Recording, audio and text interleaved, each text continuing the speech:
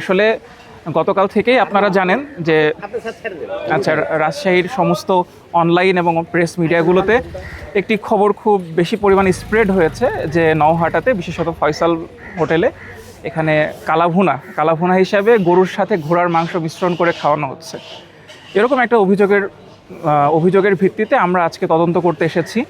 আমরা sample collection করেছি, আমাদের এই যে কুল বক্সে আমরা স্যাম্পল নিয়েছি এবং এটা আমরা আমাদের ঢাকাতে central disease investigation laboratory CDIL যেটা আছে ওখানে আমরা স্যাম্পলটা পাঠাবো যে আসলে এই মাংসগুলো ঘোড়ার মাংস কিনা বা এই মাংসের সাথে ঘোড়ার মাংসের কোনো মিশ্রণ আছে কিনা।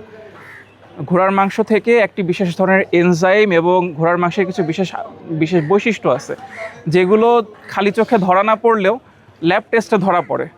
সো এটা কনফার্ম করার জন্যই আমরা এই স্যাম্পলগুলো নিয়েছি এবং এই অভিযোগের যদি সত্যতা প্রমাণিত হয় আমরা ব্যবস্থা নিব, আর যদি সত্যতা প্রমাণিত না হয় তবে অপপ্রচারের দায়ে সেটার ব্যবস্থাও আমাদের ইউএনও মহোদয় আমাদেরকে আশ্বস্ত করেছেন যে শুধু একজনকে হয়রানি করা এটা আমরা দুই দিকটাই দেখব ইনশাআল্লাহ। আর কিছুক্ষণ মধ্যেই আমাদের ইউএনও মহোদয় এবং আমার উপজেলা প্রাণী সম্পদ অফিসার ওনারা এসে উপস্থিত হবেন এবং আমরা সমস্ত কসাইদেরও তথ্য নিচ্ছি।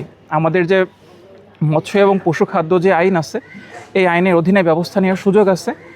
সার্বিকভাবে যখন আমাদের ল্যাব টেস্টের রিপোর্ট আসতে কিছু সময় লাগে, এটা 4 থেকে 5 দিন, ক্ষেত্র বিশেষে 1 সপ্তাহ মতো সময় লাগে।